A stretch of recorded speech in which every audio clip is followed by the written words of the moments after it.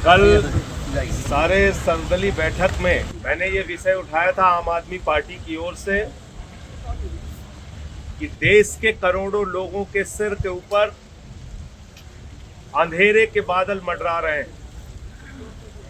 जिन लोगों ने अपनी बेटी की शादी के लिए LIC में पैसा लगाया, जिन लोगों ने अपना छोटा सा घर बनाने के लिए LIC में पैसा लगाया, जिन लोगों ने अपनी बीमारी के लिए और बुढ़ापे की पेंशन के लिए LIC में और SBI में अपने पैसे जमा किए, आज वो करोड़ों लोग चिंतित हैं, परेशान हैं, क्योंकि पिछले 4-5 दिनों से एक महाभ्रष्टाचार की चर्चा पूरे हिंदुस्तान में हो रही है।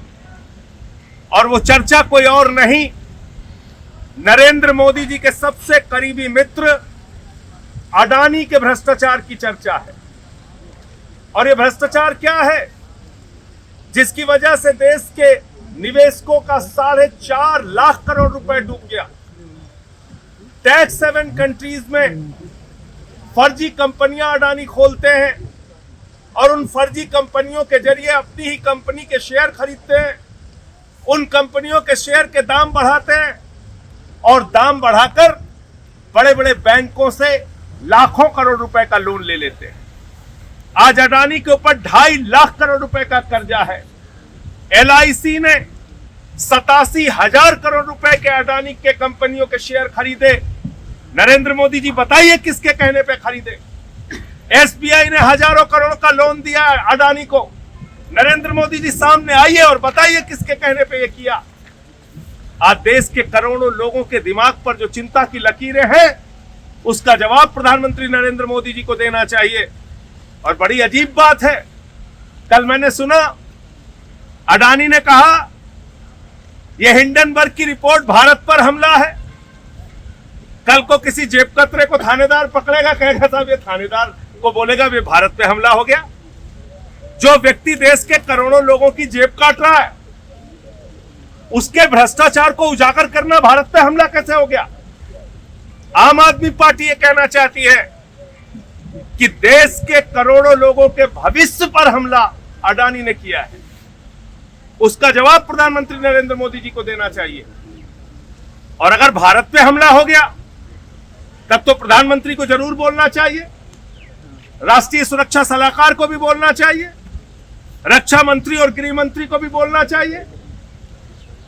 तो इसलिए हमने कल मांग की थी कि सदन में इसके बारे में चर्चा कराई जाए। और कहां छुपी है ED, कहां छुपी है CBI, कहां छुपी है इनकम टैक्स डिपार्टमेंट, कहां छिपा है SEBI? क्यों नहीं कार्रवाई हो रही है अडानी के ऊपर जिसने लाखों करोड़ का भ्रष्टाचार किया है? दुनिया का 2 नंबरी अमीर था, अभी 11 नंबर पे चला गया। क्यों सरकार खामोश है, क्यों नहीं कार्रवाई कर रही है? ये सारे सवाल हैं जिसका जवाब देना पड़ेगा। और इसी के कारण हम लोगों ने राष्ट्रपति के अभिभाषण का बहिष्कार किया।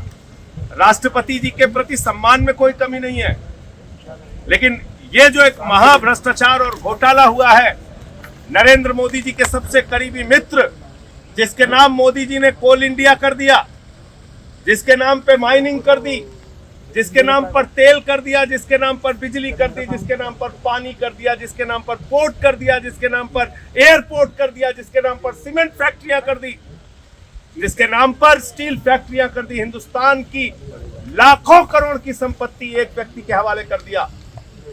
इसका जवाब कौन देगा? प्रधानमंत्री जी।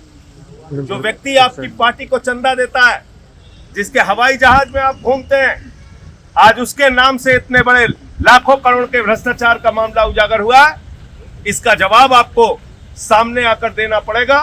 और देश के सदन में भी हम लोग ये मांग उठाएंगे और इस पर, इस पूरे भ्रष्टाचार की जांच के लिए JPC की डिमांड है हमारी कि इस पे JPC बननी चाहिए।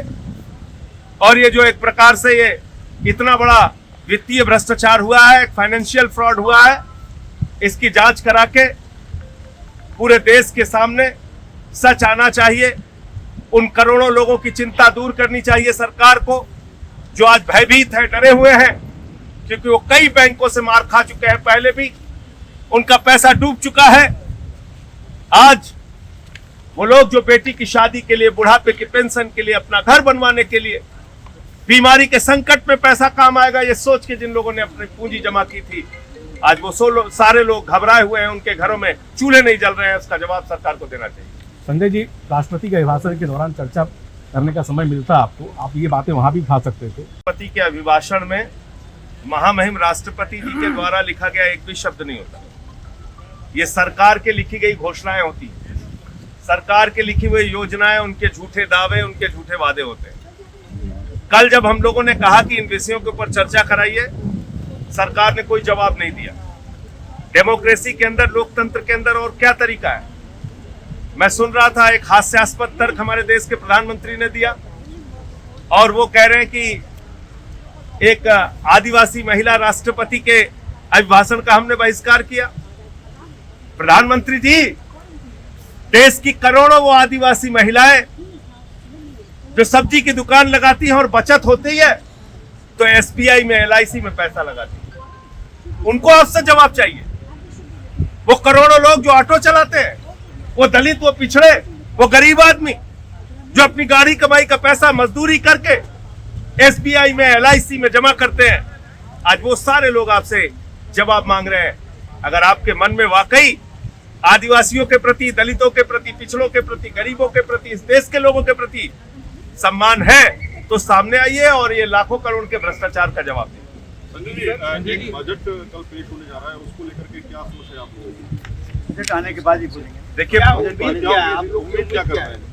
देखिए, ऐसा है कि अब तक के जितने इन्होंने बजट दिए हैं, जो कुछ भी इन्होंने इस देश के साथ किया है, वो किसी से छिपा नहीं है। चाहे बेरोजगारी का सवाल हो, चाहे एमएसपी का सवाल हो, चाहे महंगाई का सवाल हो, कैंसर जैसी दवाओं पे, किडनी जैसी दवाओं पे, किडनी की बीमारी जैसी दवाओं पे तो इन्होंने टैक्स लगा दिए। दूध, दही, छाछ, आटा, दाल, चावल सब तो महंगा हो गया। टैक्स हर चीज पे बढ़ाते जा रहे हैं। इनसे कोई उम्मीद करना बेकार है। बाकी तस्वीर कल साफ हो जाएगी। देखिए देश को कितनी राहत पहुंचाने का बजट देते हैं। अंतिम बजट है इनका। बीआरएस और आम आदमी पार्टी के अलावा भी और भी लाइक माइंडेड पार्टीज को आप लोगों ने अप्रोच किया था आज की प्रेसिडेंशियल एड्रेस को बॉयकॉट करने के लिए। देखिए, ऐसा है कि सारी पार्टियां स्वतंत्र हैं अपने हिसाब से मुद्दों पर निर्णय लेने के लिए। तो आगे और बहुत सारे राजनीतिक दल इस पर अपनी राय रखें।